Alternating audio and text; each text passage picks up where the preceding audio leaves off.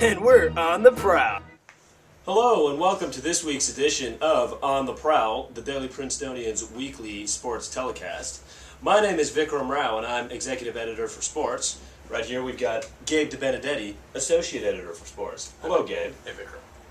This week we're going to be talking about a number of our spring sports teams. We've got a lot of seasons that have been coming to an end or getting close to ending. To start things off, the men's lacrosse team played the last game of its regular season last Saturday.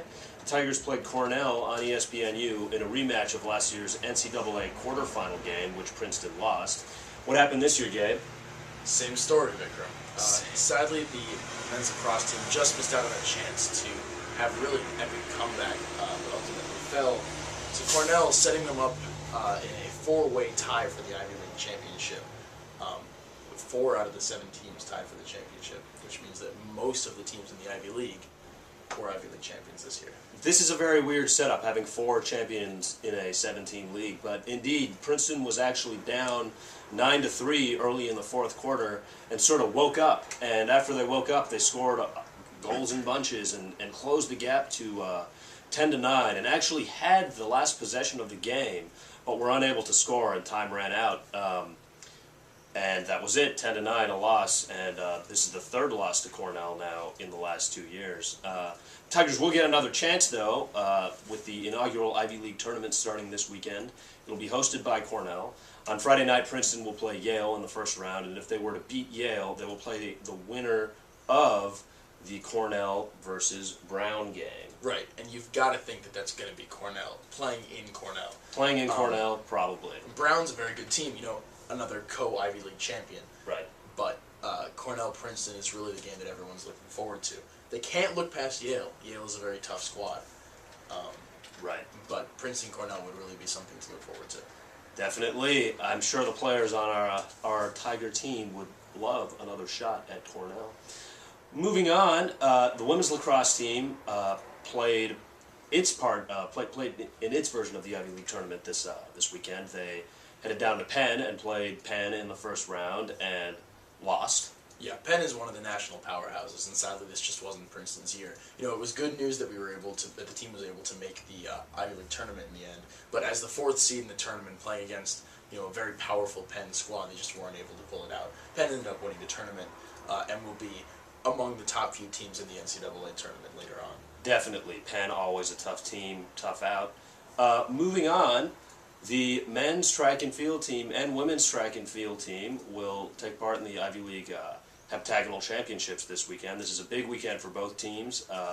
The men have lost to Cornell for the last couple of years now in a row, finishing 2nd. The women are in line, if they were to win a triple crown. They won cross country in the fall, they won indoor in the winter, and now in the spring they have a chance to win the outdoor title. Right, and they were outdoor champions last year. Right. So it would really be something great for the women's team if they were able to pull this out. They've been looking very strong throughout the season, but so has the men's side, and Cornell has to be sure not to, look past them. It's been 4 heptagonal championships in a row now that Cornell has beat Princeton by 1 spot, but this really could be the Tigers' year. They're looking confident going into the weekend. Absolutely. Moving on from that, the women's tennis team had its seeding announced in the NCAA tournament this week. The Tigers will be facing the University of Virginia, a team that they played earlier in the season in a sort of non-standard sort of match.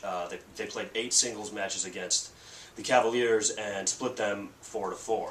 So definitely this game is going to be expected to be pretty close. Yeah, I think they're definitely, though they're numerically the underdogs, looking forward to this matchup. Virginia's a very tough team, and they'll be playing in Virginia. But it's a small squad with a lot of confidence, and they're really a team that's picked up in the national rankings this year. And it'll be a great one to watch. It'll be maybe tough to watch from campus, but certainly something that people should be following along with because they do have a good chance to go into the 2nd round. Absolutely. Finally, our baseball and softball teams played their last games of the season this weekend. Both teams saw the same result, losing 3 of 4 games in their final series of the season against Cornell. Yeah, I mean, as we've been saying these last few podcasts, it just really hasn't been the season for either of these two teams. Has not. Softball certainly struggled with, a very young team, and baseball had the same story. There's not too much to say other than they finished, not in the best note. But the young squads should be looking up for next year. Absolutely. Well, that's all we've got for this week. Hopefully next week, Gabe and I will have shaved our Dean's Date beards. From all of us here at the Daily Princetonian, thank you for listening, and we look forward to seeing you next time.